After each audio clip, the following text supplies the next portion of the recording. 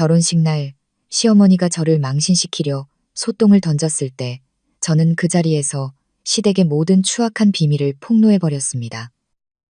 모두가 경악한 그날의 복수, 이야기를 시작하기 전에 이 채널이 더욱 발전하고 더 흥미로운 이야기를 선보일 수 있도록 좋아요와 구독을 잊지 마세요.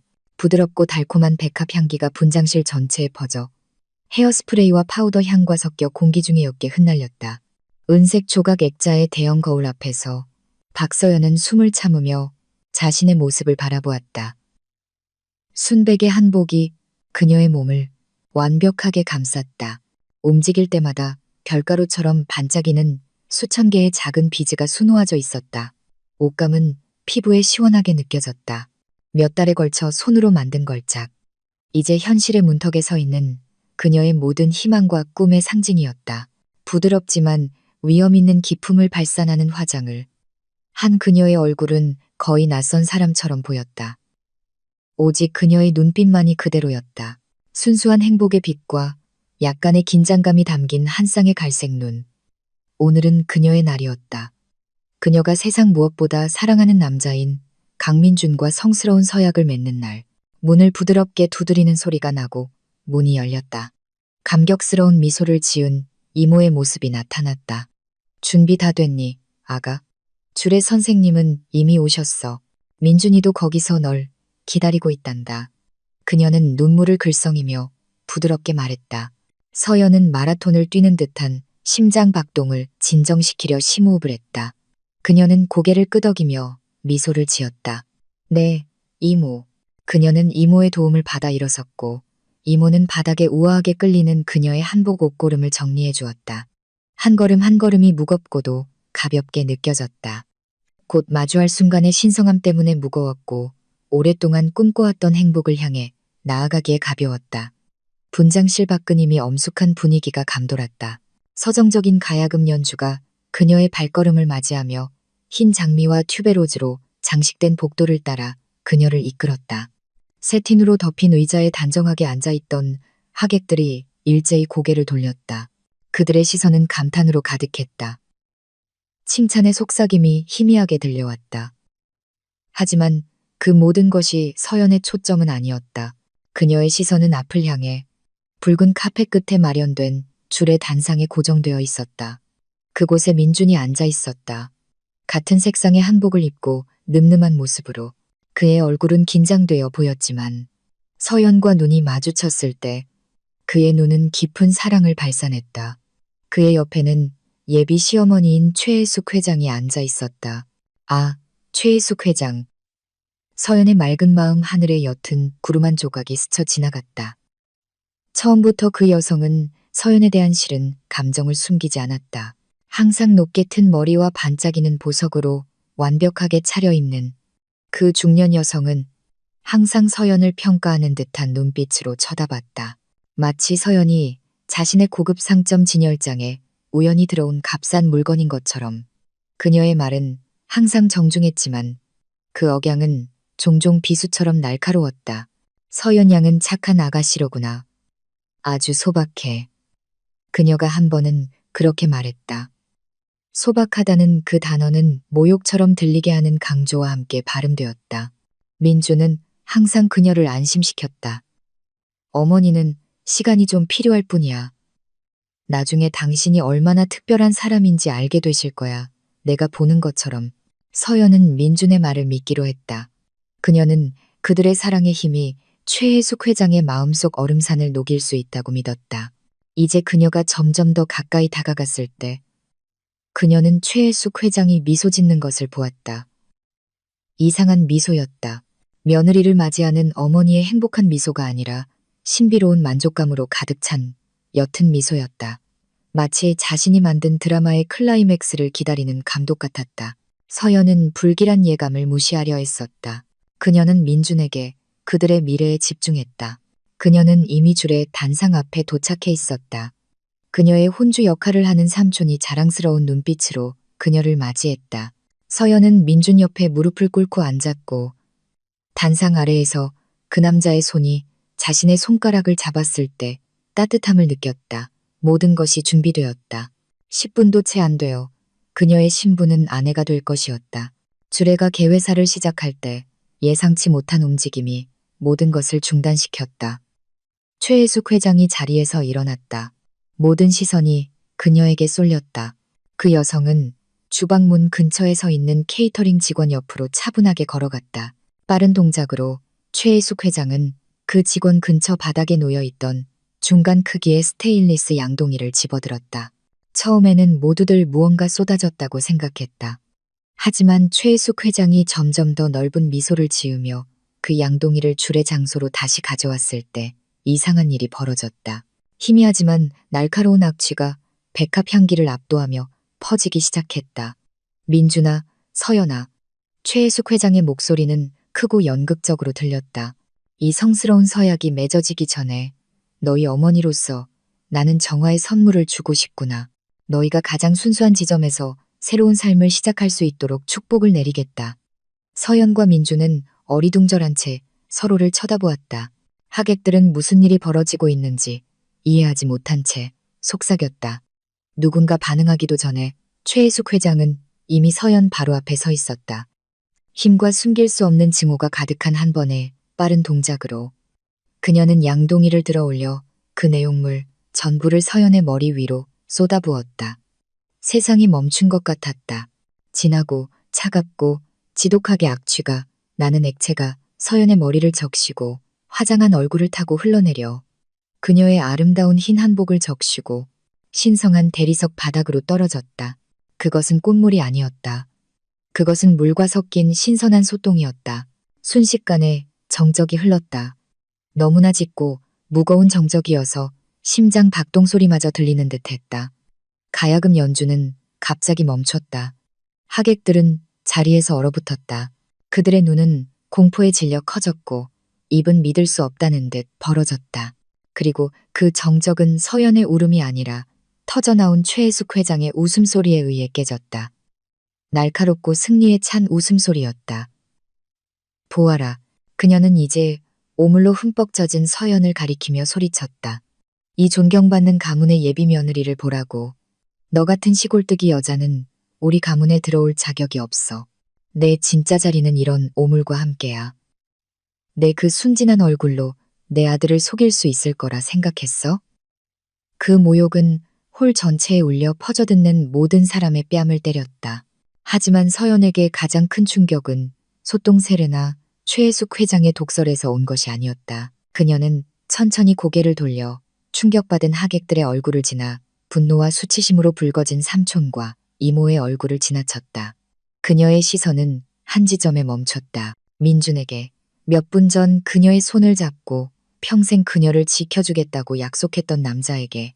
그 남자는 창백한 얼굴과 공포에 질린 눈, 약간 벌어진 입으로 조각상처럼 서 있었다. 하지만 그의 발은 움직이지 않았고 그의 손은 뻗어나오지 않았으며 그의 입에서는 서연을 변호하거나 어머니를 막는 단 한마디도 나오지 않았다. 그는 그저 무력하게 얼어붙은 채로 침묵하고 있었다. 그리고 그 순간 서연의 내면에서 무언가가 부서졌다. 그녀의 마음이 아니었다. 마음은 얼음처럼 차갑게 얼어붙은 것 같았기 때문이다. 부서진 것은 그녀의 환상이었다. 모든 것을 이길 수 있다는 사랑에 대한 환상. 그녀의 보호자가 될 남자에 대한 환상.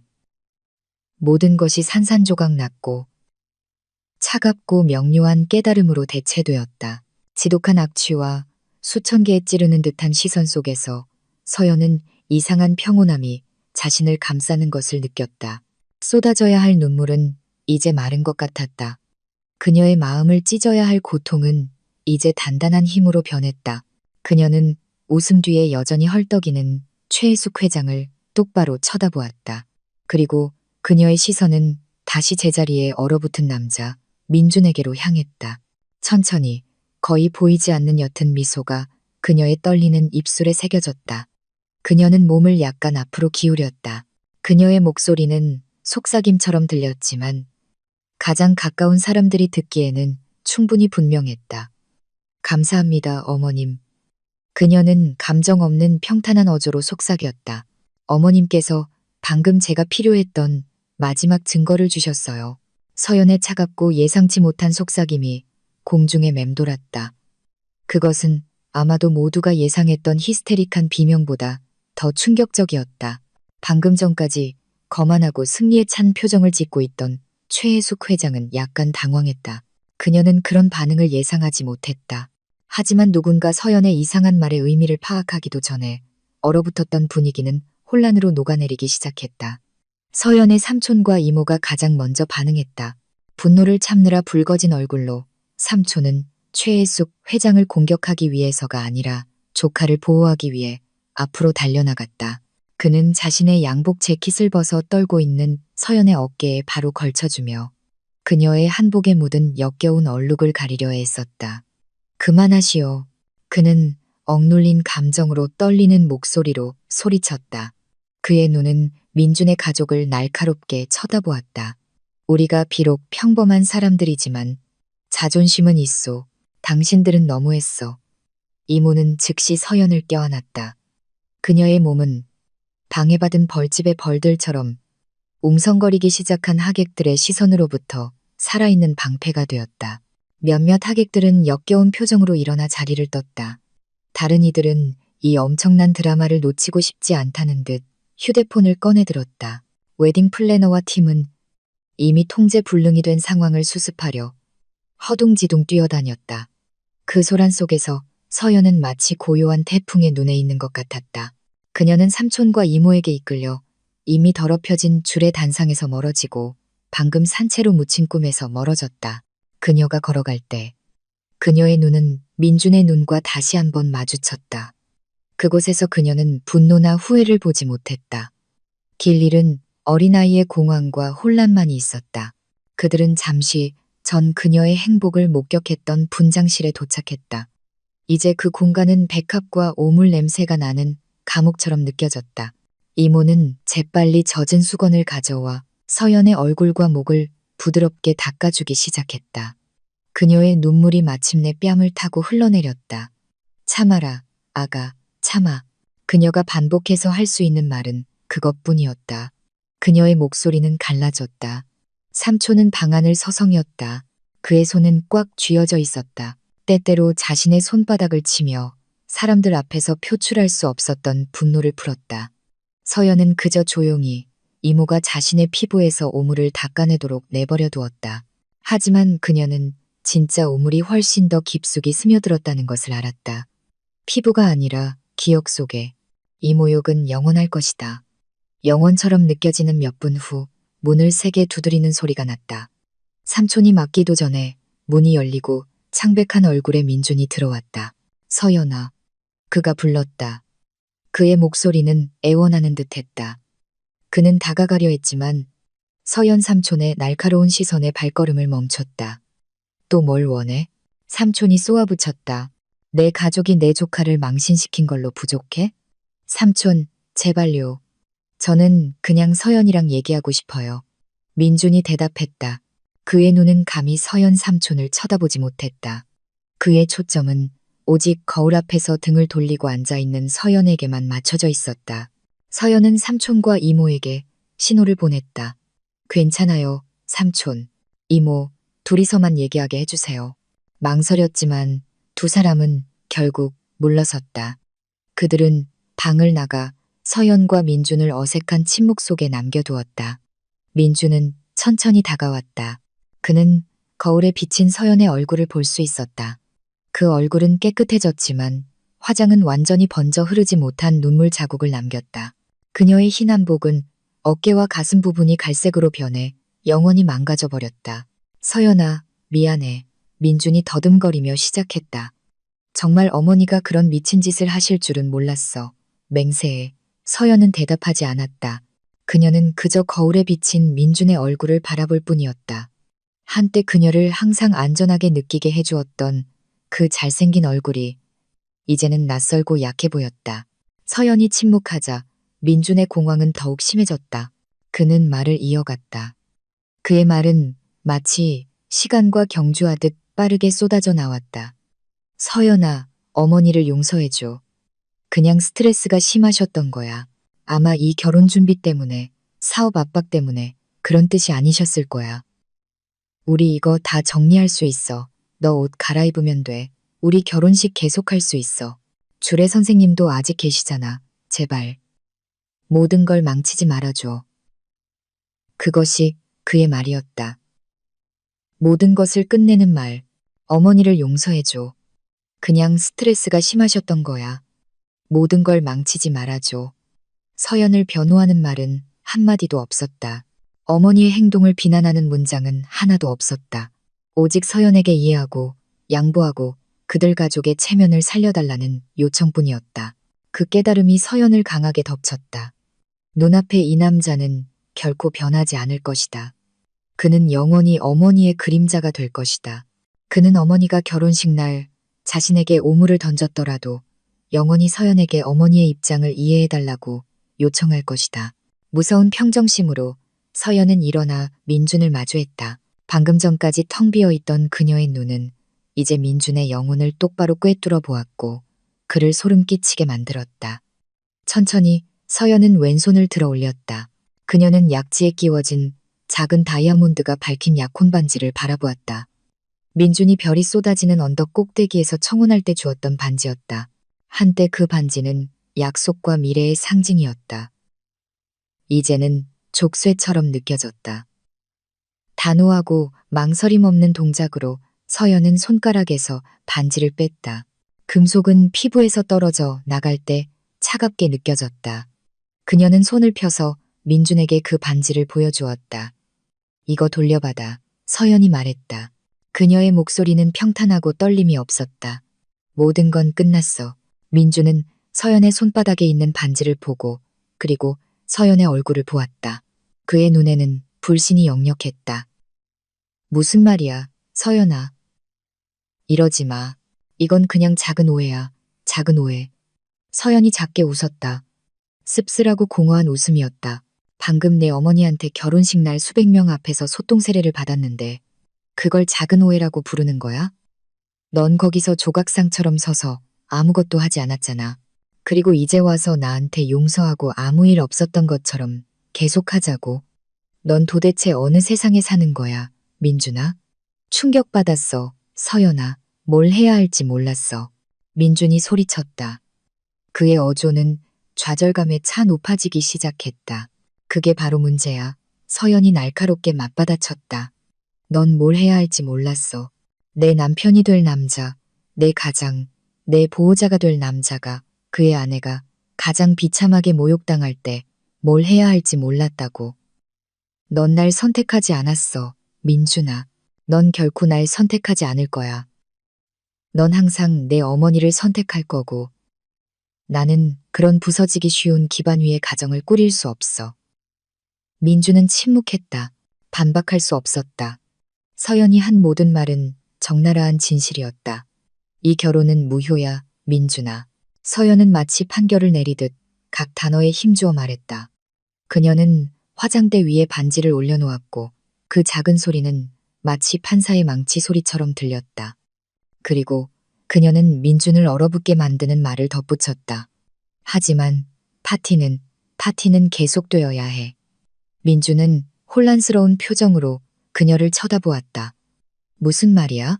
서연은 그의 질문에 대답하지 않았다.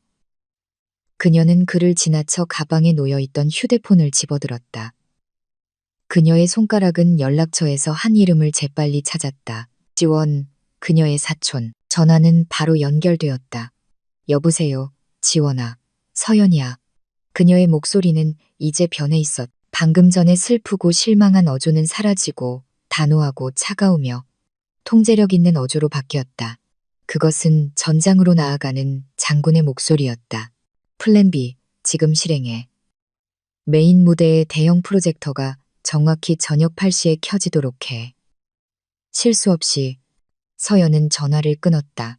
그녀는 여전히 입을 벌린 채 그녀를 쳐다보고 있는 민준을 향해 돌아섰다. 방금 무슨 일이 일어났는지 이해하지 못하는 그에게 서연은 마지막 미소를 보였다. 더 이상 사랑을 담지 않은 미소. 오직 연민의 흔적과 다가올 무언가에 대한 약속만이 있었다. 파티를 즐겨, 민준아. 그녀가 말했다. 그리고 그녀는 문을 열고 삼촌과 이모를 부르며 민준을 그 방에 혼자 남겨두었다. 산산조각 나고 악취가 나는 그들의 꿈의 잔해에 둘러싸인 채로 분장실에서 얼어붙은 민준을 떠난 후 서연은 소란 속으로 돌아가지 않았다. 이모의 안내를 받아 그녀는 옆에 있는 작은 방으로 들어갔다. 다행히 비어있던 VIP 대기실 같은 곳이었다. 삼촌은 문 앞에서 지키며 아무도 그들을 방해하지 못하도록 했다. 안에서 이모는 다시 젖은 천으로 서연의 한복에 묻은 얼룩에 남은 부분을 닦아내려 했었다.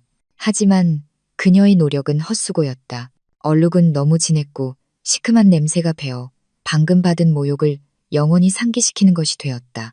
하지만 이상하게도 서연은 더 이상 그 수치심의 아픔을 느끼지 않았다. 그녀의 마음은 너무나 맑고 다음에 일어날 일에 너무나 집중되어 있었다. 결혼을 취소하고 플랜 B를 가동하기로 한 그녀의 결정은 분노에서 비롯된 충동적인 반응이 아니었다. 그것은 그녀의 마음속에 오랫동안 형성되어 온 의심이라는 빙산의 정점이었다. 푹신한 벨벳 소파에 앉아 서연은 눈을 감았다. 여전히 희미하게 느껴지는 오물 냄새는 그녀를 몇 분 전의 사건이 아니라 몇 달 전의 일련의 사건들로 되돌려 보내는 것 같았다. 그녀는 처음 민준의 가족집에 발을 들였던 때를 기억했다. 높은 기둥, 반짝이는 대리석 바닥, 그리고 그녀의 고향에 있는 집 10채를 살 수 있을 만한 가격의 수입 가구들로 채워진 궁전이라고 부르는 것이 더 어울리는 집이었다. 그때 그녀는 사랑과 희망으로 가득 찬 마음으로 왔고 민주는 자랑스럽게 그녀를 어머니에게 소개했다. 최혜숙 회장은 거대한 크기의 고인이 된 남편의 초상화가 걸린 넓은 거실에서 그녀를 맞이했다. 그 여성은 서연을 머리부터 발끝까지 훑어보았다. 옅은 미소가 그녀의 입술에 떠올랐지만 그녀의 눈은 얼음처럼 차가웠다. 그래, 이 아이가 서연이로구나. 그녀의 목소리는 부드러웠지만 온기는 없었다. 민준이가 내 얘기를 아주 많이 하더구나. 시골 출신이라고 했지. 거긴 공기가 맑겠구나. 공해로 가득한 서울과는 다르게. 처음부터 최혜숙 회장은 항상 서연의 출신을 강조했다. 마치 그것이 그녀의 모든 것을 정의하는 영구적인 꼬리표인 것처럼. 결혼 준비 기간 동안 서연은 종종 그 집에서 시간을 보냈다. 그곳에서 그녀는 드러난 화려함 뒤에 숨겨진 작은 균열들을 보기 시작했다. 그녀는 종종 최혜숙 회장이 긴장된 얼굴로 전화를 받고 압박감에 찬 속삭이는 어조로 말하며 서재를 서성이는 것을 보았다. 처음에는 서연은 그것을 대기업 총수가 겪는 평범한 사업 스트레스라고 생각하며 대수롭지 않게 여겼다. 하지만 한 사건이 그녀의 눈을 활짝 뜨게 만들었다.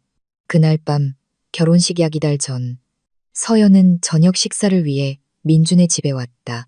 민준은 밖에 볼 일이 있어 그녀에게 기다려달라고 했다. 그녀가 문이 살짝 열려있는 최숙 회장의 서재를 지나갈 때 그녀는 평소보다 더 큰 억누르려 애쓰는 공황이 가득한 그 여성의 목소리를 들었다. 호기심에 그녀는 문 뒤에서 잠시 멈췄다. 어떻게든 상관없어. 최혜숙 회장이 전화기 넘어 누군가에게 소리쳤다. 재무 보고서는 건전하게 보여야 해. 지금 주주들이 동요하게 둘 순 없어. 그 부실한 빚을 막느라 회사 자산이 거의 바닥났단 말이다. 최혜숙 회장이 상대방의 말을 듣는 동안 잠시 침묵이 흘렀다. 아니, 지금 자산을 파는 건 자살 행위나 마찬가지야. 그건 큰 뉴스가 될 거고 모두가 우리가 파산 직전이라는 걸 알게 될 거야. 들어봐. 우리가 살아남을 유일한 길은 윤성그룹과의 합병이고 민준이의 결혼이 그 열쇠야. 윤태섭 회장님은 우리 가족이 결속된다는 조건 하에 그 가능성을 타진하기로 동의하셨어. 그러니 이 결혼식이 끝날 때까지 모든 것이 완벽하게 보이도록 확실히 해둬. 서연은 제자리에서 얼어붙었다. 심장이 격렬하게 뛰었다. 그러니까 이 모든 것은 사랑에 관한 것이 아니었다. 그녀의 결혼, 민준과의 삶의 결합은 결국 최혜숙 회장의 가라앉는 회사를 구하기 위한 사업 거래. 비상다리에 불과했다. 속이 메스꺼웠다. 그녀는 들키기 전에 즉시 그 문에서 멀어졌다. 그리고 잠시 후 민준이 집에 돌아왔을 때 서연은 마음속에서 휘몰아치는 폭풍을 숨긴 채 거짓 미소로 그를 맞이했다. 그날 밤 그녀는 잠을 이룰 수 없었다. 그녀는 민준을 사랑했다. 진심으로 사랑했다.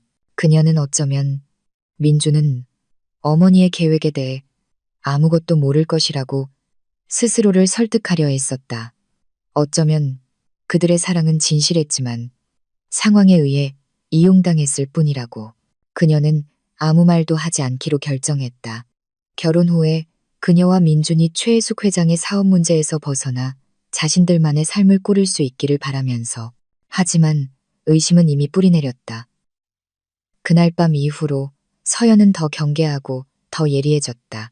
그녀는 작은 것들에 주목하기 시작했다. 최혜숙 회장이 사업 관계자들을 만날 때마다 항상 그녀에게 화려한 드레스와 보석을 강요하는 방식, 마치 트로피를 과시하는 것처럼. 그녀가 자신의 소박한 삶에 대해 이야기하기 시작하면 항상 최혜숙 회장이 말을 끊는 방식, 그 모든 것은 거짓된 이미지를 구축하기 위해 행해졌다. 정점은 약 3주 전에 일어났다. 서연은 결혼식 청첩장의 최종 세부 사항을 논의하기 위해 다시 그 집에 왔다. 뒷마당에서 기다리고 있을 때 그녀는 최혜숙 회장이 전화를 하면서 정원 구석으로 걸어가는 것을 보았다. 민주는 어머니가 사적인 공간을 찾는다고 생각하고 그녀를 부르려 했지만 서연이 그를 막았다. 그녀의 직감은 무언가 중요한 일이 있다는 것을 말해 주었다. 난초 식물을 감상하는 척하며 서연은 대화를 들을 수 있을 만큼 가까이, 그러나 의심스럽게 보이지 않을 만큼 멀리 다가갔다. 이번에는 최혜숙 회장의 목소리가 더 차갑고 위협적으로 들렸다. 윤성그룹이 실사를 하기 전에 고인이 된 남편의 모든 불법 거래, 디지털 흔적은 사라져야 한다고 말했잖아. 우리 가문의 이름을 진흙탕으로 끌고 갈 수 있는 증거는 단 하나도 남기고 싶지 않아. 우리의 운명이 여기에 달려 있어. 그 여성은 잠자코 듣고 있었다. 그리고 그녀는 말을 이었다. 네 기분이 어떤지는 상관없어. 너 네 가족에게 목숨을 비쳤어. 네 할 일이나 해. 그렇지 않으면 네 운명도. 최혜숙 회장은 말을 끝내지 않았지만 그 침묵은 치명적인 위협으로 가득 차 있었다.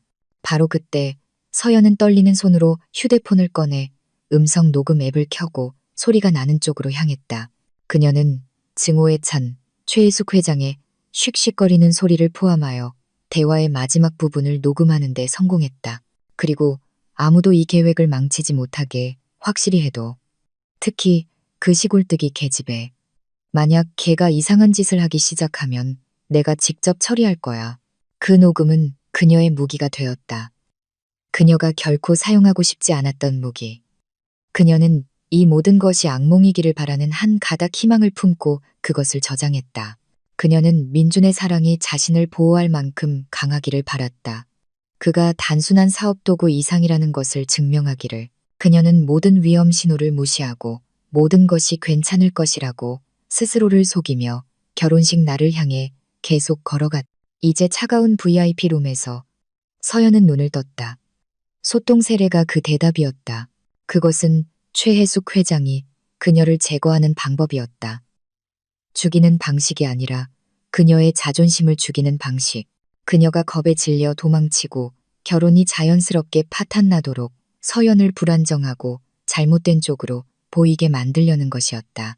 그렇게 함으로써 최혜숙 회장은 민준을 윤성그룹 회장의 딸과 짝지어주려는 계획을 쉽게 진행할 수 있었을 것이다. 그리고 방금 전 민준의 침묵. 그의 무력함은 서연이 필요로 했던 마지막 증거였다. 민준이 결코 그녀의 보호자가 되지 않을 것이라는 증거.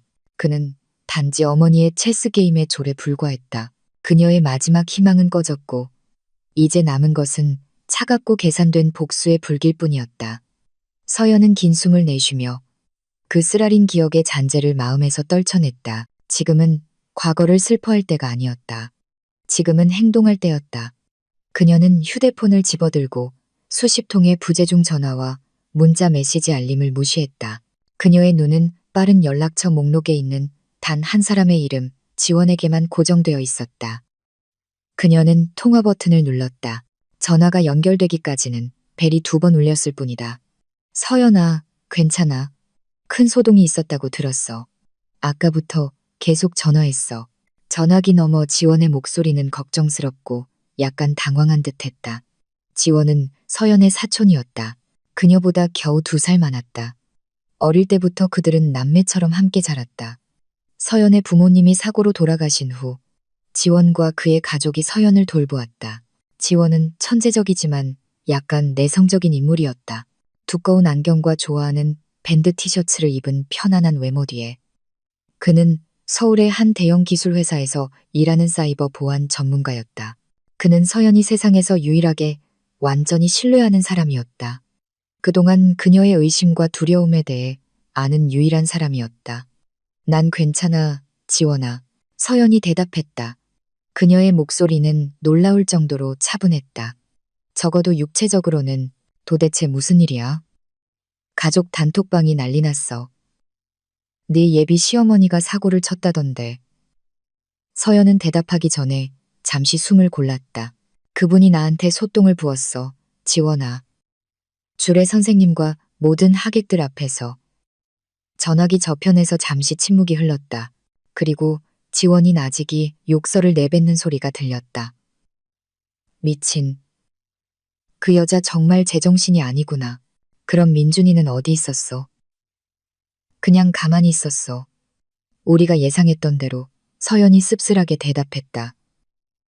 아무것도 하지 않았어. 누구 편인지 명백해졌지. 지금 거기로 갈게. 지원이 격분하며 말했다. 아니, 오지 마. 서연이 재빨리 막았다. 네가 있는 곳에 있어줘. 네 컴퓨터 앞에 있어줘. 오늘 밤 플랜 B를 실행할 거니까. 서연의 말투가 급격히 변하자 지원은 즉시 이해했다. 그의 당황한 모드는 사라지고 날카로운 집중력으로 바뀌었다. 난 준비됐어. 뭐가 필요해? 3주 전에 보낸 음성 녹음. 분석해봤어.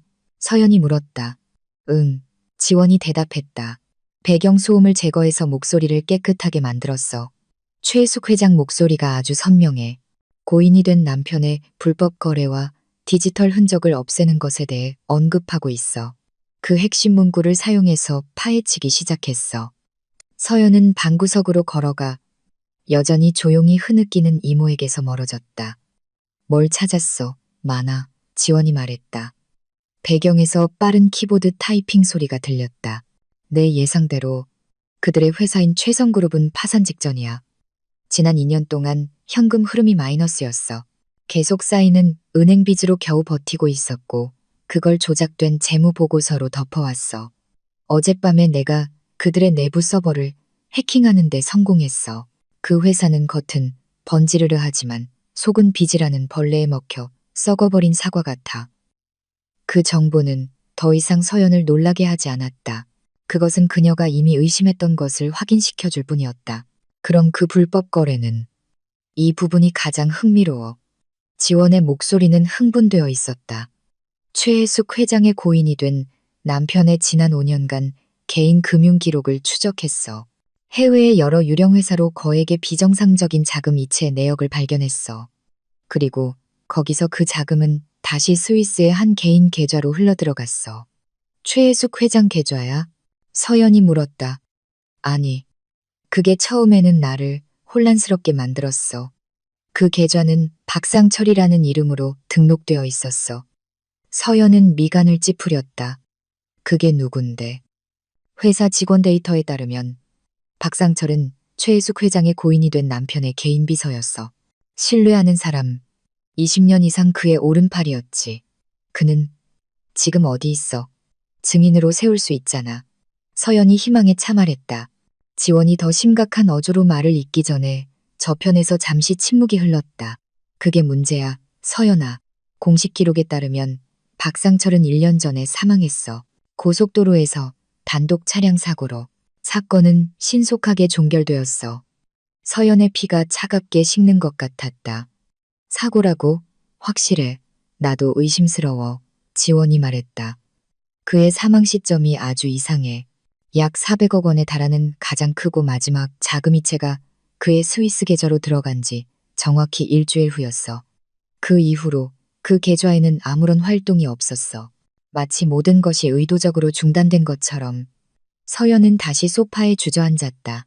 이 이야기는 그녀가 상상했던 것보다 훨씬 더 어둡고 위험했다. 이것은 더 이상 단순한 사업 사기가 아니었다. 이것은 한 사람의 목숨과 관련된 문제였다. 지원아, 서연이 말했다. 그녀의 목소리는 약간 떨렸다. 이게 다 무슨 의미야? 100% 증명할 수는 없어. 하지만 내 이론은 이래. 최혜숙 회장의 고인이 된 남편은 수년간 그의 비서를 통해 회사 자금을 횡령했어. 어떻게든 최혜숙 회장이 이 사실을 알게 된 거야. 남편이 죽은 후 그녀는 이 정보를 이용해 그 비서에게 입을 다물라고 협박했거나 아니면 남은 돈을 갈취했을 수도 있어. 아마 비서가 거절하자 최혜숙 회장이 그를 제거한 거지. 그의 죽음으로 모든 비밀은 묻히고 그 검은 돈은 스위스에서 안전하게 된 거야. 적절한 시기에 인출되기를 기다리면서 지원이 설명했다. 서연은 눈을 감고 그 끔찍한 정보를 소화하려 애썼다. 그녀의 시어머니가 될 뻔했던 여자는 결국 냉혈한 괴물이었다. 그래서 오늘 밤 8시에 뭘 보여줄 거야? 서연이 물었다. 그녀의 목소리는 타오르는 결의로 다시 굳어졌다. 내가 다 준비했어. 지원이 대답했다. 짧은 프레젠테이션이야. 첫째, 최성그룹의 파산 증거를 보여줄 거야. 내가 그들 서버에서 훔친 원본 재무 보고서와 산더미 같은 빚, 목록을 함께. 이건 분명히 그 자리에 있을 윤태섭 회장과의 협상을 즉시 파탄낼 거야. 좋아. 서연이 말했다. 둘째, 내 음성 녹음을 틀 거야. 최혜숙 회장이 불법 거래의 존재와 윤성그룹을 속이려는 의도를 인정하는 부분. 이건 그녀의 신뢰도를 박살낼 거야. 그리고 셋째가 우리의 비장의 카드야. 서연아. 지원이 말했다. 박상철의 계좌로 이체된 자금 내역 사본을 그의 사진, 개인정보, 그리고 그의 의심스러운 사망 소식과 함께 보여줄 거야. 우리가 직접적으로 그녀를 고발할 필요는 없어. 우리는 단지 사실들을 제시하기만 하면 돼. 다른 하객들이나 아마도 다른 손님들이 부른 경찰이 스스로 결론을 내리게 하자.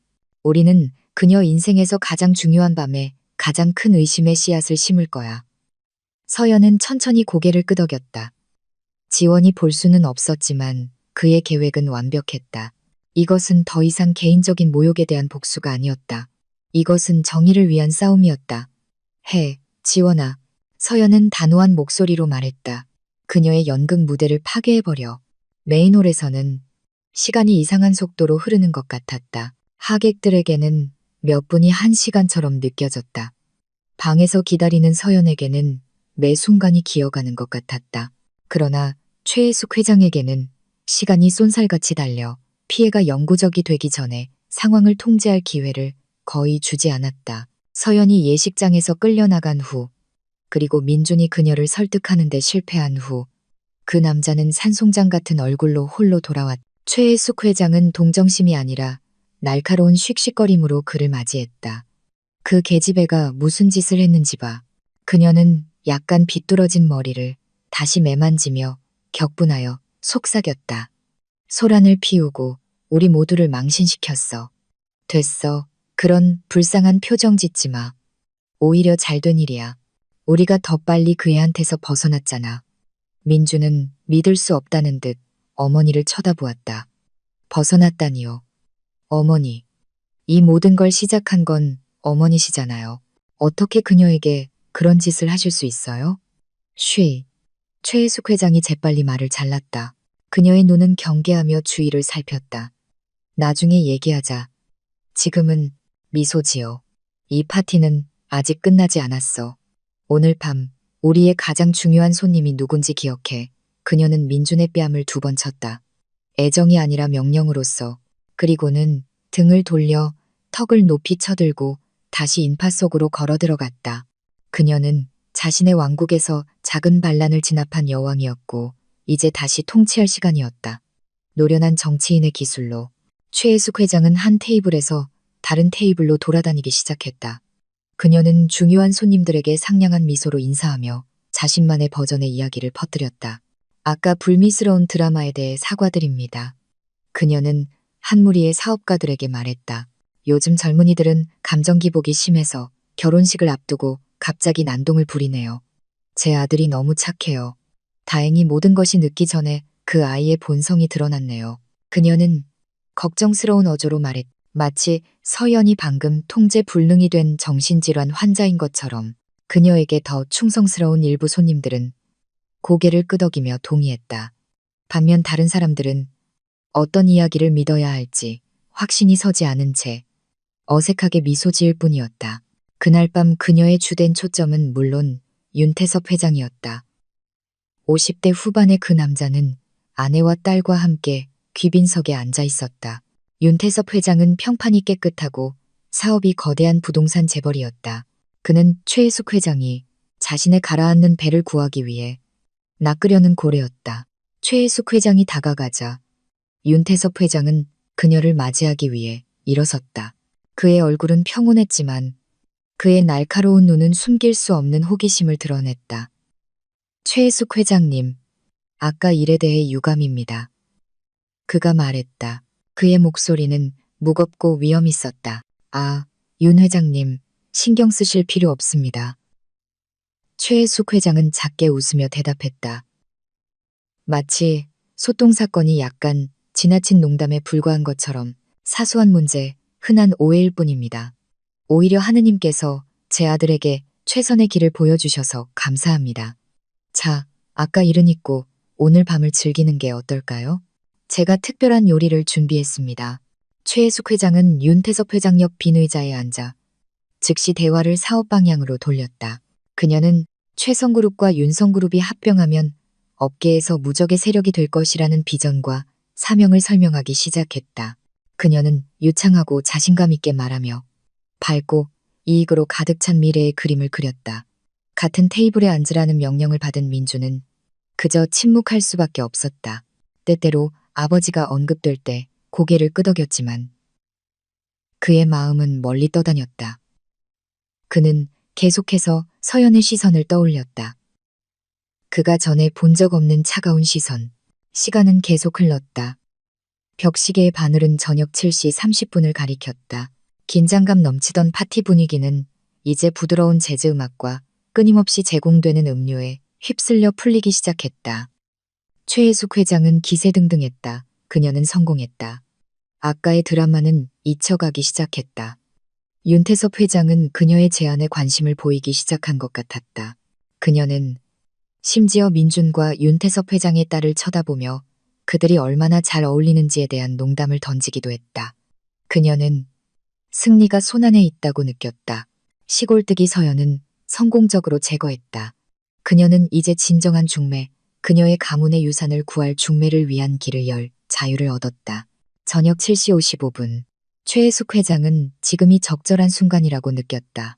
그녀는 의자에서 일어나 샴페인 잔을 손에 들고 숟가락으로 가볍게 쳤다. 남아있는 모든 손님들의 주목을 끌기 위해서였다. 음악이 멈췄다. 모든 시선이 다시 그녀에게 쏠렸다. 신사숙녀 여러분, 내외 귀빈 여러분. 그녀는 크고 미소 가득한 목소리로 시작했다. 오늘 밤은 약간의 충격으로 시작되었을지 모르지만 속담처럼 폭풍은 반드시 지나가기 마련입니다. 저는 우리 모두가 방금 일어난 일을 잊고 앞을 바라보기를 바랍니다.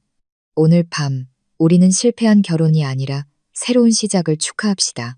더 밝은 미래를 위한, 더 강한 파트너십을 위한 시작입니다. 그녀는 잔을 높이 들었다. 그녀의 눈은 윤태섭 회장을 똑바로 쳐다보았다. 이것이 절정이었고 격동의 밤을 달콤하게 마무리하는 것이었다. 그녀는 윤성그룹과의 협력 탐색을 발표하여 모든 사람 앞에서 그 계약을 확정지을 것이었다. 그녀의 승리는 절대적일 것이었다. 그녀가 연설을 계속하려던 바로 그 순간, 벽시계가 정확히 저녁 8시를 가리키던 바로 그 순간 무언가 일어났다. 홀 천장의 화려한 크리스탈 샹들리에들이 갑자기 일제히 어두워져 극적인 어스름한 조명만 남겼다. 모든 손님들이 놀라 중얼거렸다. 최혜숙 회장은 정전이라고 생각하며 미간을 찌푸렸다. 하지만 갑자기 큰 스포트라이트 하나가 켜졌다. 파티의 여왕인 그녀를 향한 것이 아니라 메인 무대 뒤에 거대한 LED 스크린을 향한 것이었다. 방금 전까지 지루한 꽃무늬 패턴만 보여주던 그 스크린은 이제 깜박거리더니 짙은 검은색으로 변했다. 최혜숙 회장은 입을 다물었다. 그녀의 잔은 여전히 공중에 들려 있었다. 날카로운 불길한 예감이 갑자기 그녀의 심장을 찔렀다. 그리고 숨막히는 정적 속에서 흰색 글씨가 그 검은 화면에 나타났다. 글자 하나하나가 끔찍한 문장을 형성했다. 존경받는 가문의 화려함 뒤에 숨겨진 진실. 특별 헌정 최혜숙 회장의 얼굴에서 미소가 얼어붙더니 점차 공포로 가득 찬 창백한 표정으로 바뀌었다. 그녀의 떨리는 손에서 샴페인 잔이 떨어져 바닥에 산산조각이 났다. 그 유리 깨지는 소리는 고요한 홀에서 귀를 찢을듯이 크게 들렸다. 진정한 메인 쇼의 시작을 알리는 소리였다. 최혜숙 회장의 세상은 순식간에 무너져 내렸다. 그 거대한 스크린에 끔찍한 제목이 나온 후 첫 번째 슬라이드가 나타났다. 사진이나 비디오가 아니라 나란히 표시된 두 개의 문서였다. 왼쪽에는 최성그룹의 공개 재무 보고서가 쓰여 있었고 안정적인 이익 그래프와 아름다운 숫자들을 보여주었다. 오른쪽에는 최성그룹의 내부 재무 보고서가 쓰여 있었고 급격히 하락하는 그래프, 빨간색 숫자들, 그리고 유동자산을 초과하는 단기 부채 의무에 대한 각주를 보여주었다. 기계 소리처럼 차갑고 감정 없는 내레이터의 목소리가 홀 곳곳에 스피커에서 들리기 시작했고 두 문서 사이의 현저한 차이점을 설명했다. 화려함의 외과는 종종 거짓의 기반 위에 세워집니다. 그 목소리가 말했다.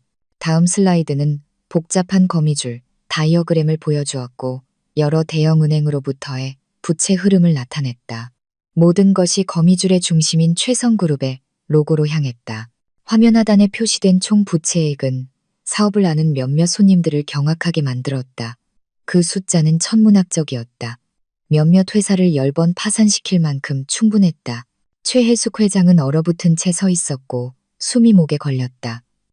이것은 그녀 회사 서버의 비밀 데이터였다. 어떻게 이런 일이? 누가 감히 이런 짓을? 그녀의 눈은 미친 듯이 기술진을 찾고 이 악몽을 멈출 수 있는 누구든 찾았다.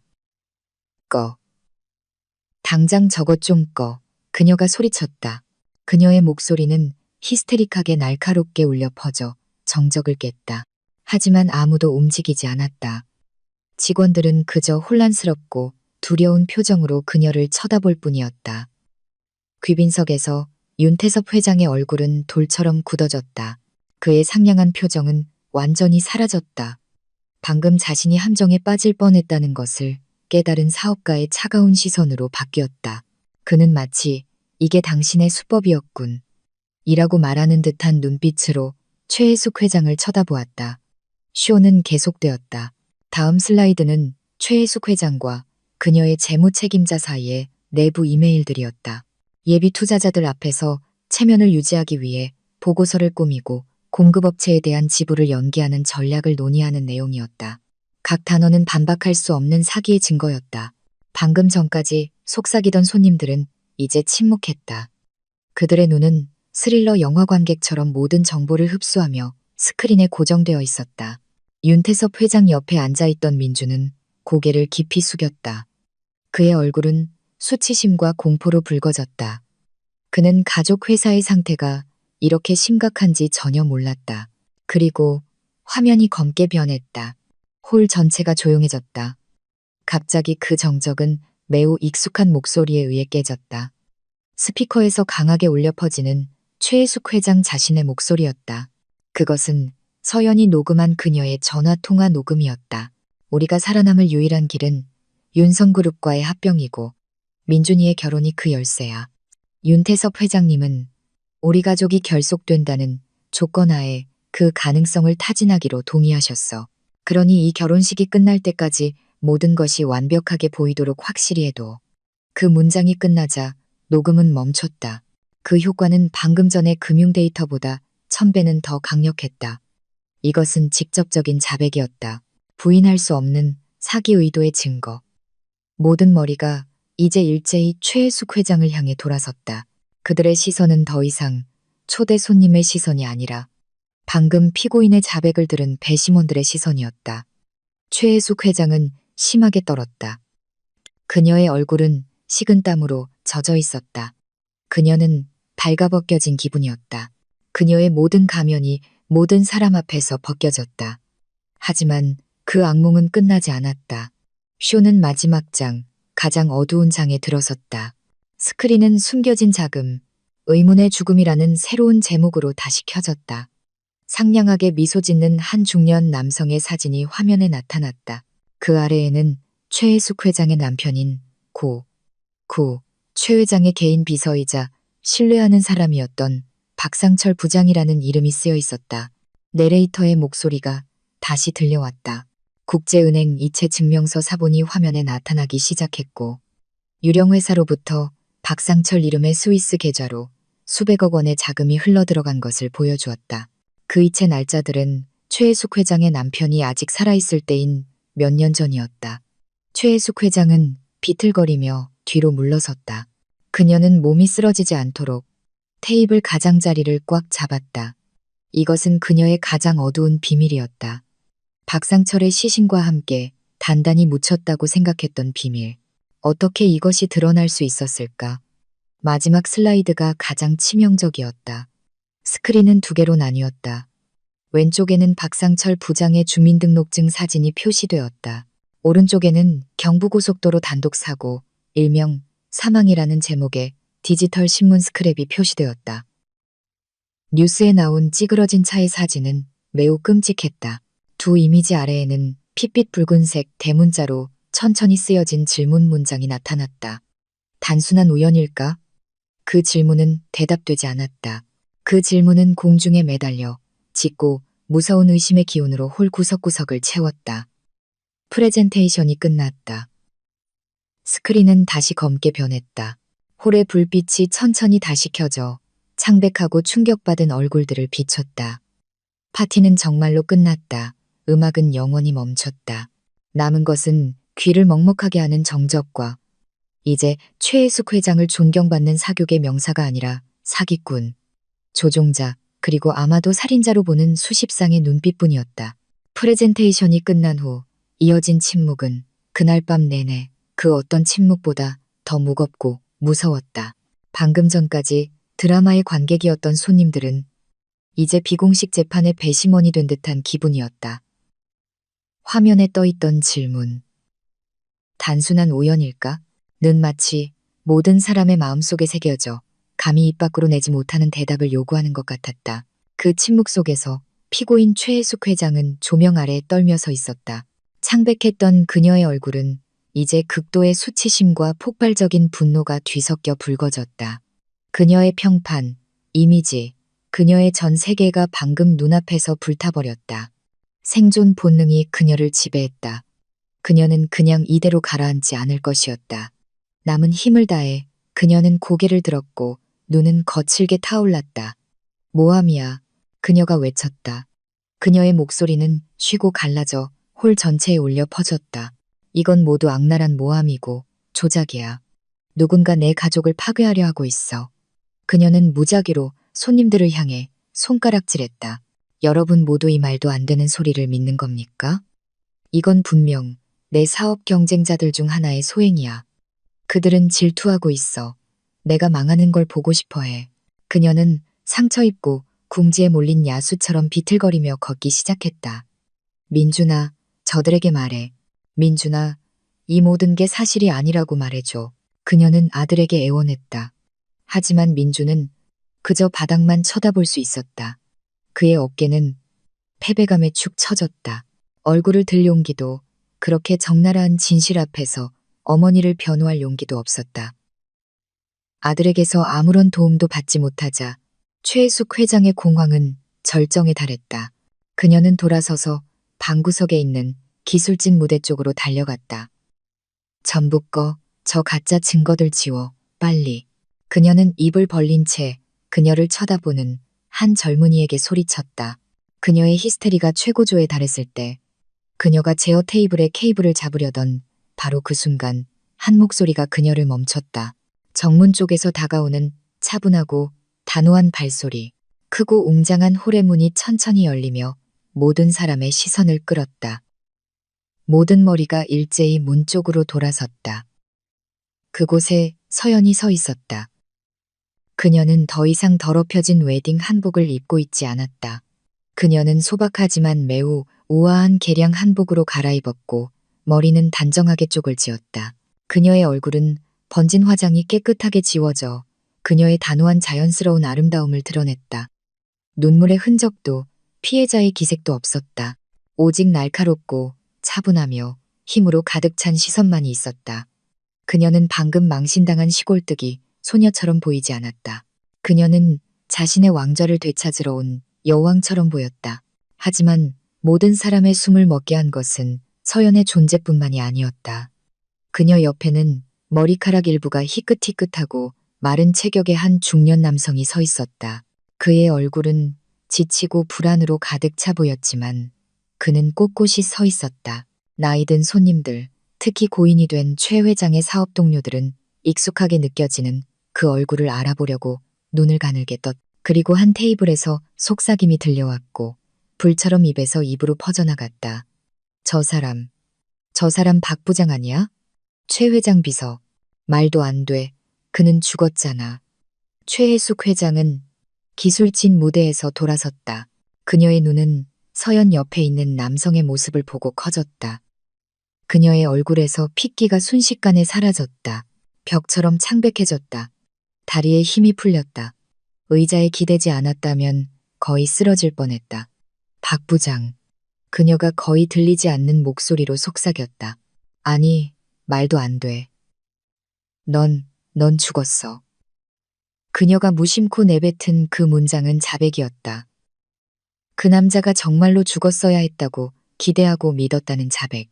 서연은 옆에 있는 박 부장과 함께 붉은 카펫을 따라 걷기 시작했고 넋을 잃은 손님들을 지나 떨고 있는 최혜숙 회장이 서 있는 홀 중앙으로 향했다.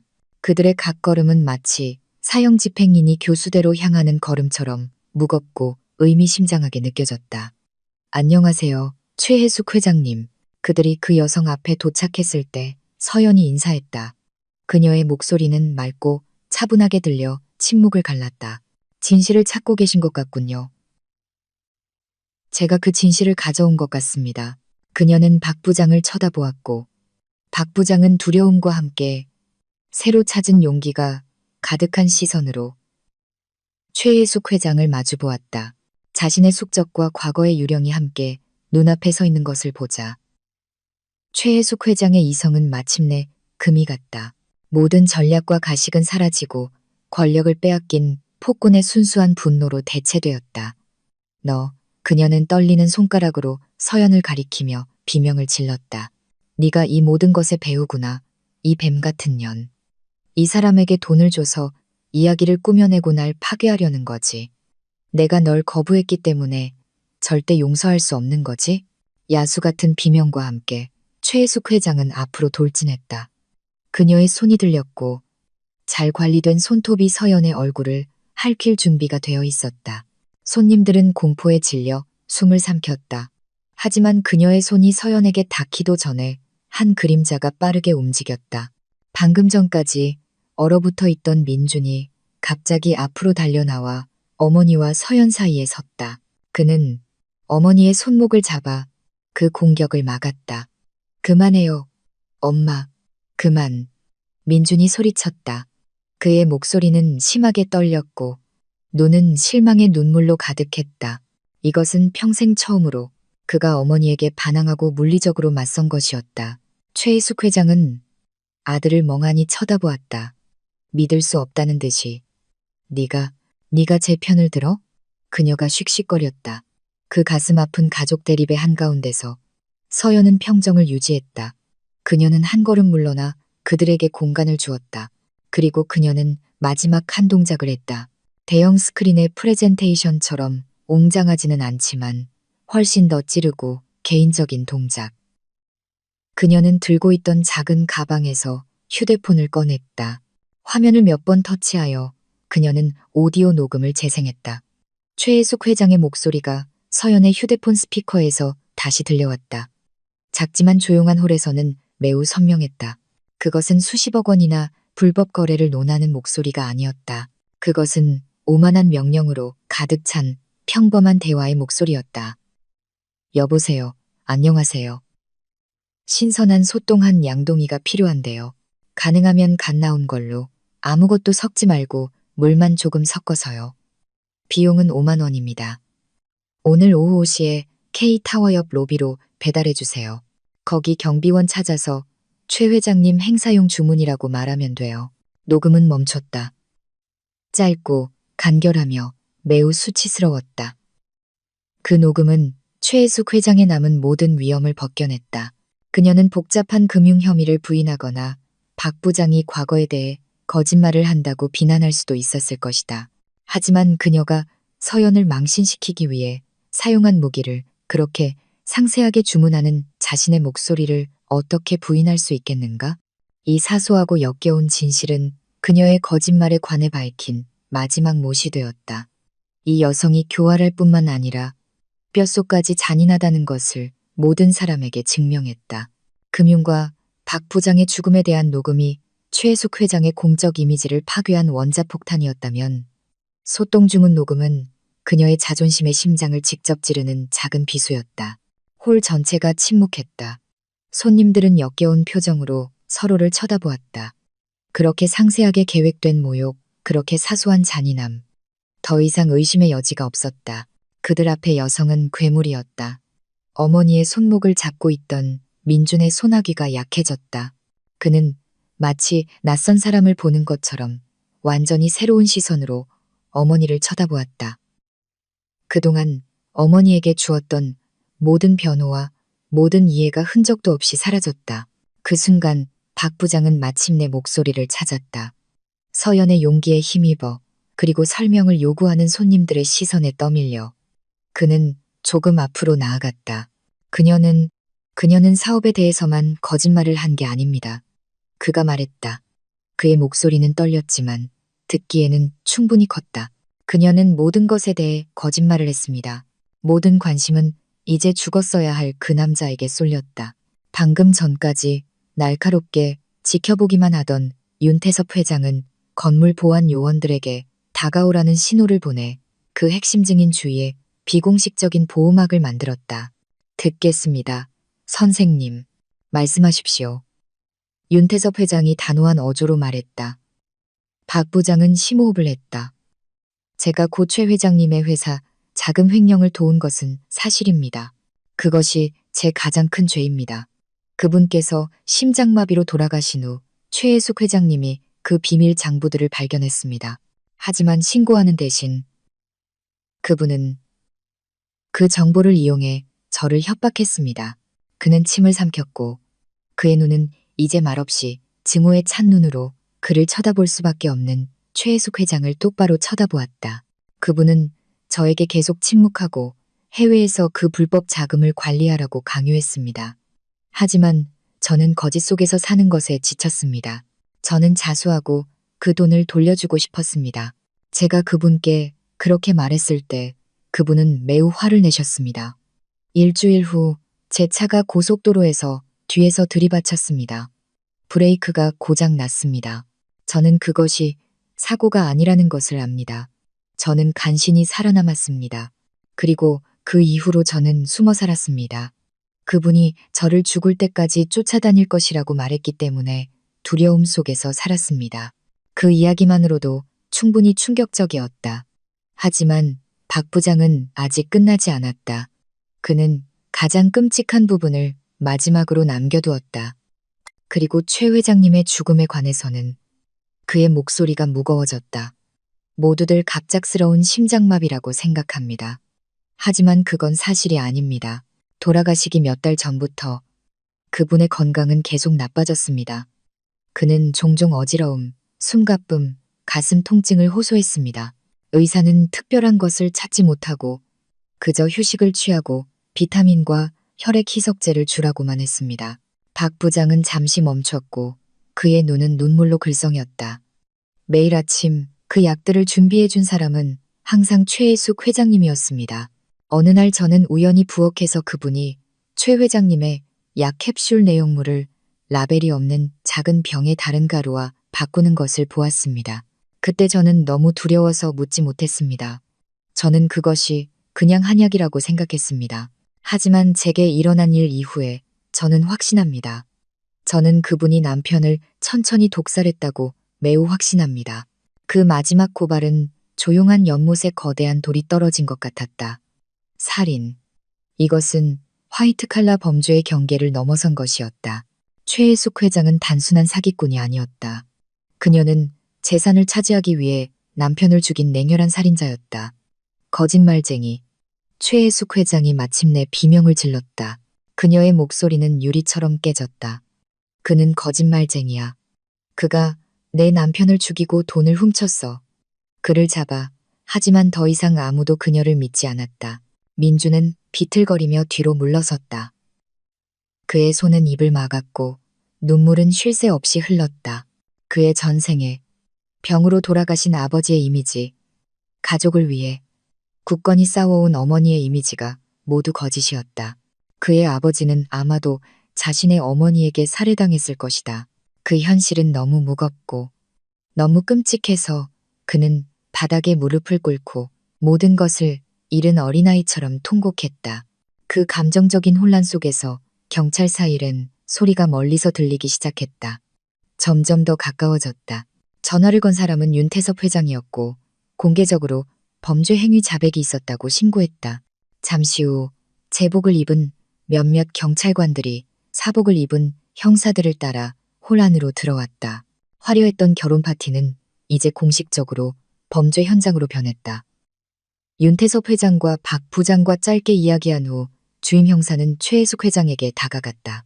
최혜숙 씨, 당신을 사기, 자금 횡령, 박상철 씨에 대한 살인 미수, 그리고 당신의 남편인 최 회장의 죽음에 대한 연루 가능성 혐의로 조사를 위해 체포합니다.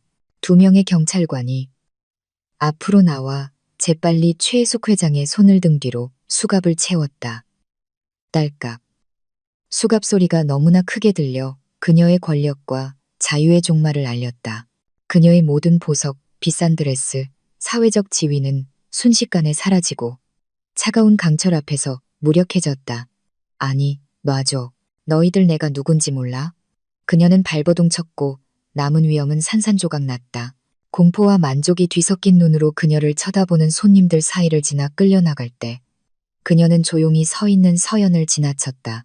그들의 눈이 마주쳤다. 순수한 증오가 최혜숙 회장의 눈에서 뿜어져 나왔다. 넌 이 일로 썩어 문드러질 거야. 이 시골뜨기 계집애. 그녀가 독을 품고 씩씩거렸다. 서연은 그녀를 마주보았다. 승리감도 증오도 아닌 무서운 평정심으로. 오물은 닦아낼 수 있습니다. 회장님. 그녀가 조용히 대답했다. 하지만 마음의 부패는 영원히 남을 겁니다. 최혜숙 회장, 박 부장, 그리고 몇몇 주요 증인들이 경찰에 의해 연행된 후 홀은 서서히 비워졌다. 손님들은 평생 본 것 중 가장 떠들썩한 이야기를 가지고 서둘러 떠났다. 한때 웅장했던 홀은 이제 차갑고 고요한 무덤처럼 느껴졌다. 남은 것은 장식의 잔에 손 떼지 않은 파티 음식, 그리고 어머니가 만든 모래성의 폐허 속에서 여전히 바닥에 무릎 꿇고 흐느끼는 민준뿐이었다. 서연은 그를 마지막으로 쳐다보았다. 연민의 빛이 있었지만 더 이상 사랑은 없었다. 그는 이미 자신의 선택을 했다. 단호한 걸음으로 서연은 돌아서서 그 홀을 걸어 나왔고 어두운 과거를 영원히 뒤로했다. 그 충격적인 밤으로부터 1년이 흘렀다. 화려한 결혼 파티가 공개 재판의 장으로 변하고 한 기업 제국이 순식간에 무너져 내린 그 밤. K타워의 피비린내 나는 결혼 드라마 소식은 몇 달 동안 언론의 먹잇감이 되었다. 최혜숙, 민준, 그리고 서연의 이름은 전국적으로 화제가 되었다. 처음에는 서연이 비참한 희생자, 잔인하게 망신당한 시골 소녀로 조명되었다. 하지만 재판에서 세부 사항들이 드러나면서 그 이야기는 바뀌었다. 서연은 더 이상 단순한 희생자가 아니었다. 그녀는 생존자였고 자신의 지혜로 화려함 뒤에 숨겨진 범죄를 성공적으로 파헤친 용감한 사람이었다. 보도의 소란 속에서 서연은 물러나기를 선택했다. 그녀는 잠시 고향으로 돌아가 가족의 따뜻함과 맑은 공기 속에서 마음을 진정시켰다. 그녀는 갑작스러운 유명세에 취하거나 끝없는 텔레비전 인터뷰에 빠져들지 않았다. 그녀는 그 시간을 반성하고 상처를 치유하고 그리고 가장 중요하게는 다음 단계를 계획하는 데 사용했다. 명예훼손으로 받은 손해배상금은 국고에 환수된 최 씨 일가의 남은 자산에서 나왔고 그녀는 그것을 사치에 사용하지 않았다. 그녀는 그것을 자신의 꿈을 이루기 위한 자본으로 신중하게 투자했다. 그리고 이제 1년 후 그 꿈은 서울에 발전하는 비즈니스 지구에 있는 3층짜리 상가 건물에 굳건히 서 있었다. 실내 컨설팅이라는 우아한 간판이 정면에 선명하게 걸려 있었다. 이곳에서 서연은 자신의 모든 지혜와 성실함을 쏟아부었다. 그녀의 재무 컨설팅 회사는 거대 기업이 아니라 중소기업을 대상으로 했다. 중소기업가, 지역장인, 스타트업 사업가들, 종종 악랄한 대출 관행과 오도된 재무조언의 희생자가 되는 그들을 위해 서연은 그들의 보호자가 되었다. 그녀는 그들이 깔끔한 재무 보고서를 작성하는 것을 돕고 건전한 자금을 조달하는 방법을 가르치고 윤리적인 투자자들과 연결해 주었다. 그녀의 사무실은 화려하지 않았지만 활기차고 따뜻했다. 벽은 깨끗한 흰색으로 칠해져 있었고 자신들의 사업 앞에서 자랑스럽게 미소 짓는 고객들의 사진들로 장식되어 있었다. 그녀의 팀은 똑똑하고 열정적인 젊은이들로 구성되어 있었다. 그녀는 그들의 학업 성적뿐만 아니라 그들이 같은 비전을 가지고 있었기 때문에 채용했다. 그날 아침 서연은 한 고객, 포항에서 온 직조장인인 한 아주머니와 회의실에 앉아 있었다. 사업이 파산할까봐 걱정으로 그늘졌던 아주머니의 얼굴은 이제 서연이 방금 한 이슬람 은행에서 승인된 자본 대출 제안서를 보여주자 환하게 빛났다. 뭐라고 말씀드려야 할지 모르겠네요. 서연 대표님. 아주머니는 눈물을 글썽이며 말했다. 대표님 도움이 없었다면 우리 조상 대대로 내려온 이 사업은 분명 망했을 거예요. 서연은 진심으로 미소 지으며 손을 뻗어 아주머니의 주름진 손을 잡았다. 이 모든 건 아주머니의 노력 덕분입니다. 저희는 단지 길을 정리하는데 도움을 드렸을 뿐이에요. 계속해서 좋은 작품 만들어주세요, 아주머니. 아주머니의 직물은 나라의 보물입니다. 고객이 가벼운 마음으로 돌아간 후 서연은 자신의 책상으로 돌아왔다. 그녀는 창밖을 내다보았다. 서울 거리의 분주함을 보며 그녀의 삶이 얼마나 변했는지를 생각했다. 1년 전 그녀의 꿈은 민준의 아내가 되어 최씨 가문의 황금세장 속에서 사는 것이었다. 이제 그녀는 정직과 노력이라는 기반 위에 벽돌 하나하나를 쌓아 자신의 궁전을 짓고 있었다. 언론이 붙여준 강철 여인이라는 그녀의 명성은 사실 그녀의 가장 큰 자산이 되었다. 사람들은 그녀를 믿었다. 그들은 그녀가 최혜숙 회장이 했던 것처럼 결코 그들의 신뢰를 배반하지 않을 것이라는 것을 알았다. 그날은 특별한 날이었다. 오후에는 그녀의 새 사무실 개업을 위한 작은 축하 행사를 열 예정이었다. 더 작은 상가에서 이사 온 후 그녀는 많은 사람을 초대하지 않았다. 가장 가까운 고객들, 가족, 그리고 그녀를 도와준 몇몇 사업 동료들만 초대했다. 그녀가 마지막 준비 목록을 확인하고 있을 때 지원이 커다란 흰 백합꽃 다발을 들고 그녀의 방으로 들어왔다. 축하해, 사랑하는 내 사촌. 지원이 쾌활하게 말하며 서연의 책상 위에 꽃을 놓았다. 지금 내 모습을 봐. CEO, 여성 사업가, 국민의 롤모델. 혼자 길 건너는 것도 무서워하던 소녀가 이제 대기업 거물들을 떨게 만들 줄 누가 알았겠어? 서연이 웃었다. 과장하지 마. 난 그냥 내가 할 수 있는 걸 하는 것뿐이야. 이 모든 건 내 도움 덕분이기도 하고 나는 그냥 문을 열어줬을 뿐이야. 네가 그 문을 용감하게 걸어나간 거지. 지원이 응수했다. 그는 서연 앞 의자에 앉았다. 그건 그렇고 네 귀빈께서 오신다고 확답하셨어. 서연은 눈썹을 치켜 올렸다. 귀빈? 응. 윤태섭 회장님이 직접 아까 전화하셨어. 직접 와서 축하해 주시겠다고 하셨어. 서연은 조금 놀랐다. 최혜숙 회장의 재판이 끝난 이후 윤태섭 회장이 중요한 증인 중 한 명으로 무거운 증언을 한 이후 그들은 가끔 이메일로만 소통했다. 서연이 자신을 독이 든 사업계약에서 구해준 것에 대해 빚을 졌다고 느낀 윤태섭 회장은 서연의 비공식적인 멘토 중 한 명이 되어 그녀가 사업을 시작할 때 많은 귀중한 조언을 해주었다. 오후의 축하 행사는 따뜻하고 소박하게 진행되었다. 지원이 말한 대로 윤태섭 회장은 아내와 함께 왔다. 그의 존재는 즉시 그 작은 행사를 더 특별하게 만들었다. 함께 기도하고 떡을 자른 후 서연은 윤태섭 회장에게 몇 마디 말씀을 해달라고 청했다. 위험 있는 그 남자는 앞으로 나아가 아버지 같은 미소로 마이크를 잡았다. 여러분, 안녕하세요. 그가 인사했다.